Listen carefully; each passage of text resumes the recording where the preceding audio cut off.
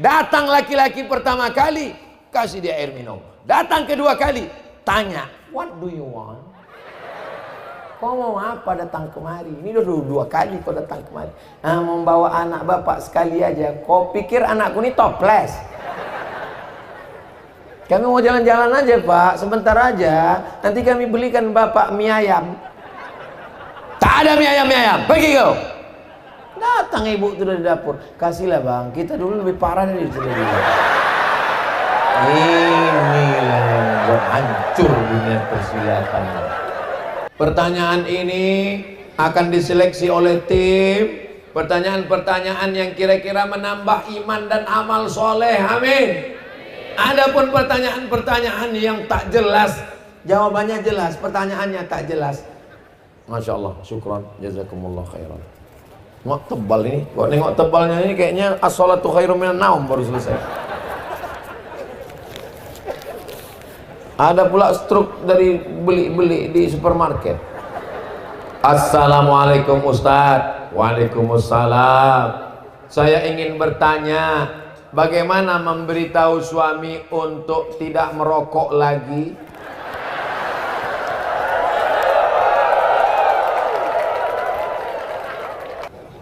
Jangan ibu pulang dari pengajian lalu ibu panggil suami ibu mentang-mentang udah ngaji.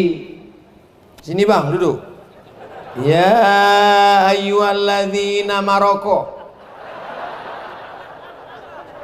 Tak bisa, karena ibu tetaplah seorang ibu rumah tangga. Maka ibu pakai lidah orang lain. Pas acara arisan keluarga, ibu bisikkan ke Abu Abi Tengku yang ceramah. Kebetulan Ustadz dari Ikatan Alumni Timur Tengah. Ustadz tolong ceritakan bahaya tembakau ya Pak Ustadz. Nanti cerita ceramah lah Ustadz itu. La darara wa la dirara. Tak boleh memudaratkan orang lain, memudaratkan diri sendiri. Contohnya tembakau. Aku nih kata dia. Nah, habis itu khutbah Jumat, sampaikan ke pengurus, Pak pengurus, tolong singgungkan sedikit masalah tembakau nih pengurus.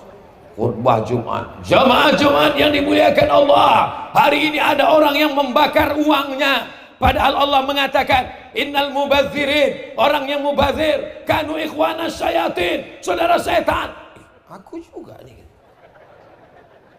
Jadi dari mulai khutbah Jumat, pengajian arisan keluarga, pengajian di masjid, akhirnya, tapi jangan lupa ada yang lebih hebat daripada pengajian. Ad-du'a silahul mu'min. Ibu bacakan Al-Fatihah, bertawassul kepada Rasulullah. Ya Allah, tutupkan pintu hati suamiku ini ya Allah.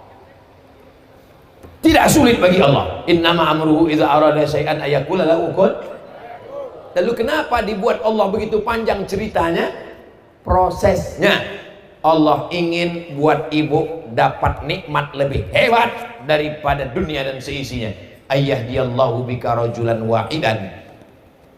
Satu orang dapat hidayah karena mulutmu, khairum min humurin na'am, lebih baik daripada seekor unta yang merah. Dalam riwayat lain, khairum minad dunya wa ma fiha, lebih baik daripada dunia dan seisinya.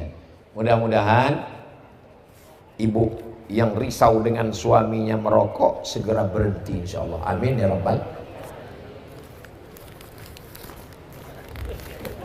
Macam-macam kertasnya ada kartu nama. Apakah boleh bagi kita untuk mengulang hafalan Quran ketika sedang dalam keadaan haid bagi perempuan Pak Ustadz? Mazhab yang paling tua Imam Hanafi, tidak boleh perempuan dalam keadaan haid membaca Quran, memegang Quran, membawa Quran. Mazhab Maliki tidak boleh, mazhab Syafi'i tidak boleh, mazhab Hambali tidak boleh, tapi ada pengecualian. Mazhab Maliki boleh perempuan yang sedang uzur haid mengulang hafalan an zahri qalbin, dalam hati. Jadi nanti kalau bapak lihat ada ibu-ibu diam aja, itu sedang ulang hafalan, diam aja. Tanya dulu, ibu hafal Qurannya? Enggak. Itu berarti sedang memikirkan tagihan. Mazhab Hambali boleh. Catatan, guru yang sedang mengajar Quran, ustazah sedang ngajar, maka dia boleh baca tapi putus-putus. Ya ayyuhalladzina amanu kutiba alaikumus syiyam kama kutiba alal ladzina min qablikum la'allakum tattaqun. Tak boleh baca sekali lurus. Jadi kesimpulannya dari 4 mazhab, boleh membaca 2. Yang pertama, mengulang hafalan dalam hati. Yang kedua, mengajar dengan putus-putus tidak nyambung. Adapun selain dari itu, tidak boleh baca Quran, tidak boleh pegang Quran, tidak boleh bawa Quran.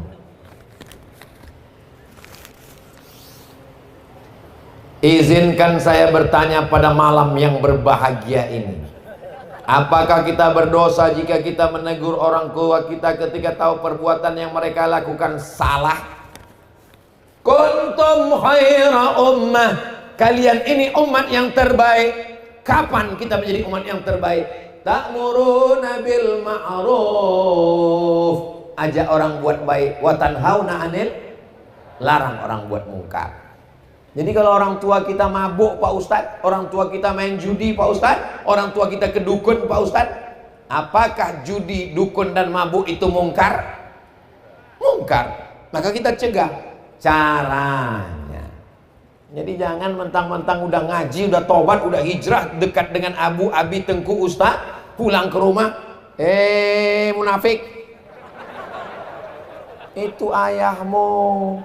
Kalau kau panggil dia, setan, berarti kau anak. Coba lihat Nabi Ibrahim alaihissalam. Apa kata ayahnya Azar? La illam tantahi, kalau kau tak berhenti menceramahi aku, la arjumannaka, ku lempar kau pakai batu sampai mati. Wahjurni maliya, tinggalkan aku, pergi jauh sana. Apa kata Nabi Ibrahim? Sa'astaghfirulaka rabbi, aku akan mintakan ampun kepada Allah untukmu wahai ayahku. Innahu kana bi hafiyya, Allah itu mengabulkan doa-doaku. Jadi tidak boleh berkata kasar kepada orang tua. Wa in jahadaka, kalau orang tuamu memaksamu ala an tusyrika bi, mempersekutukan aku, kata Allah, la tuti'huma, jangan kau taat pada ke orang tuamu. Tapi baca ujung ayatnya, wasahibhuma fid dunya ma'rufa, tetaplah bergaul, berinteraksi dengan baik, jangan pernah berhenti, tapi dengan cara yang santun.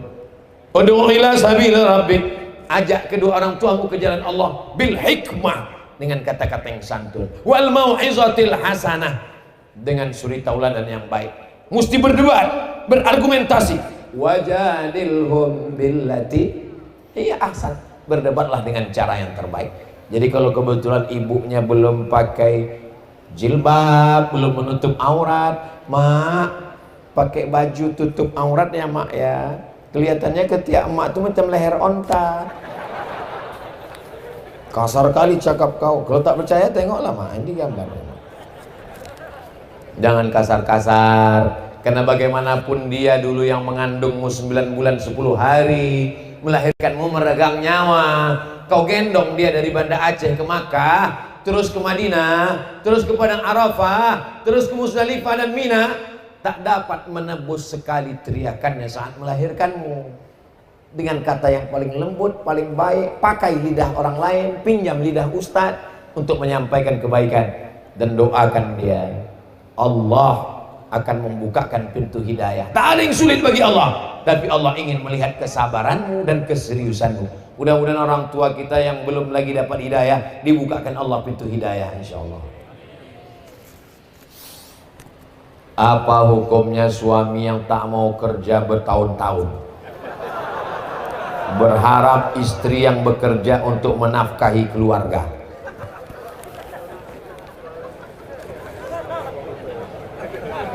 Masih ingat sirat ta'liq? Kalau saya meninggalkan istri saya sekian tahun lamanya, atau 6 bulan tidak memberikan nafkah zahir dan batin, maka istri saya datang ke pengadilan agama. Tak ingat saya sirat ta'liq Pak Ustaz? Tulislah di situ www.google.com sirat ta'liq. Tulislah di situ di YouTube, nanti kau dengar bunyi sirat ta'liq. Istri yang tak dinafkahi 6 bulan, maka dia datang ke pengadilan agama, lalu kemudian hakim akan menjatuhkan kalau cukup syarat, karena sudah ditaklikkannya kepada hakim. Tapi ini istri kan solihah baik, tak mau dia jauh dari abang, walaupun tak kerja tetaplah buah hati belayan jiwa Pak Ustaz. Susah untuk berpindah ke lain hati Pak Ustaz. Maka bagaimana caranya menyuruh dia bekerja? Gimana caranya? Laki-laki itu punya 5 kewajiban, kalau tidak dia laksanakan berarti dia meninggalkan kewajiban dosa. Yang pertama, ngasih makan. Ibu udah dikasih makan? Banyak yang belum makan. Yang kedua, memberi pakaian tanpa saya tanya. Saya sudah tahu karena semuanya menutup aurat. Sampai pramugari pun kalau sudah sampai ke Bumi Nangro Aceh Darussalam langsung menutup aurat. Pas sudah keluar baru dibukanya balik. Yang ketiga, tempat tinggal. Apakah ibu sudah dikasih tempat tinggal? Sudah. Yang keempat, pendidikan. Aslinya istrinya di rumah, suami yang mendidik. Tapi karena suaminya pun tak bisa, dibawanya ke masjid Haji Kecik Lumi, dibawanya ke tablik akbar pengajian supaya mendengarkan pendidikan. Aku tak bisa mengajarmu, Mam. Dia selalu manggil istrinya Mami. Mami yang ada dalam film Mami Return itu. Aku tak bisa mendidikmu, maka kuawak kau pengajian. Pertama, makan. Kedua, pakaian. Ketiga, tempat tinggal. Keempat, pendidikan. Kelima, perhatian.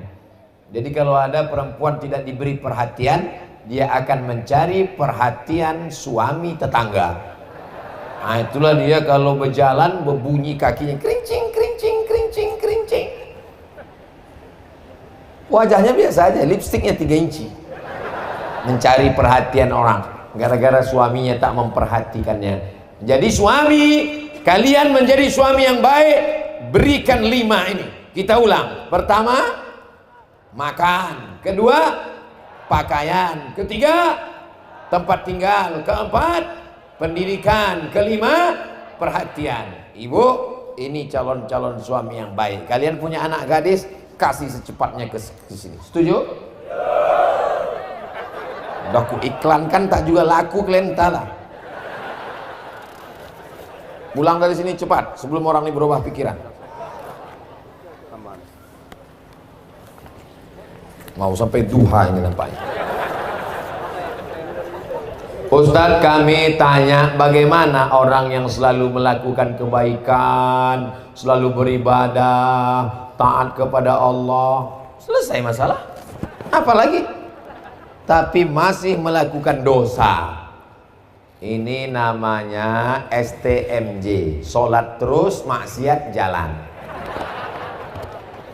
Orangnya selalu melakukan kebaikan, selalu beribadah, sholat, puasa, taat kepada Allah, tapi masih melakukan dosa. Dosanya apa? Pacaran. Ya Allah, barokah jamaah yang hadir malam ini, lebih 40 orang, lebih 400 orang, lebih 4000 orang. Mudah-mudahan semua yang pacaran putus. Yang pacaran putus. Udah selesai. Insya Allah berhenti, dia tak berdosa lagi. Apalagi dah putus. Laki-laki perempuan pacaran, jalan sana jalan sini, jalan sana jalan sini, gembung masuk angin. Yang rugi laki-laki apa perempuan?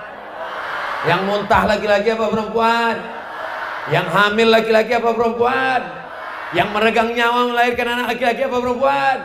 Yang malu laki-laki apa perempuan? Masih mau pacaran? Bodoh. Udah begitu hancur babak belurnya, mau juga lagi pacaran.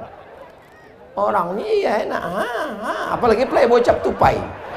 Lompat sana, lompat sini, lompat sana. Habis anak orang macam pokok kelapa dibuatnya. Habis pokok kelapa tuh lobang-lobang, lobang sini, lobang sana. Apalagi playboy cap gayung, cedok sana, cedok sini, cedok sana, cedok sini. Kalian laki-laki ini kan, kalian akan menikah dengan perempuan dan anak kalian nanti akan anak perempuan. Ustadz, aku anakku laki-laki. Aku laki-laki, adikku laki-laki, anakku laki-laki. Yang pertama Mizian Hazik Abdillah, yang kedua Sami Ahmad Misbahi Ibadillah, laki-laki. Kenapa tak perempuan? Mana aku tahu.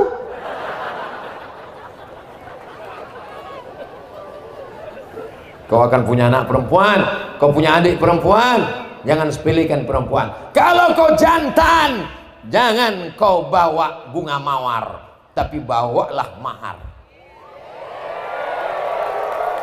Setuju? Hai bapak-bapak, kalau kau punya anak gadis, datang laki-laki pertama kali, kasih dia air minum. Datang kedua kali, tanya, what do you want? Kau mau apa datang kemari? Ini udah dua kali kau datang kemari. Membawa anak bapak sekali aja. Kau pikir anakku ini toples? Kami mau jalan-jalan aja pak, sebentar aja. Nanti kami belikan bapak mie ayam. Tak ada mie ayam, pergi kau. Datang ibu itu dari dapur, kasihlah bang, kita dulu lebih parah dari itu.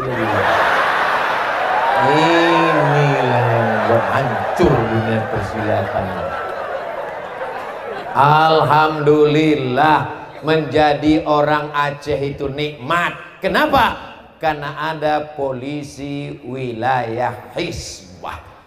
Itulah untungnya menjalankan syariat Islam. Tidak hanya narkoba, tidak hanya judi, tapi masalah aurat laki-laki perempuan pun diatur, dan ada polisi adab yang mengurus masalah itu insyaallah. Ya Allah, jagalah bumi Nangro Aceh Darussalam ini tetap bersyariat, supaya anak-anak kami ini selamat dari zina ya Allah. Yang pacaran-pacaran segera kalian berhenti. Kalau ada anak muda buat dosa, tengok dosanya apa. Oh, dosanya pakai narkoba Pak Ustadz, kirim dia ke pesantren. Apa nama pesantrennya? BNN, Badan Narkotika Nasional. Kalau dosanya pacaran, nikahkan dia. Carikan perempuan, asalkan perempuan dapat, nikahkan. Tahu saja cantik-cantik kali.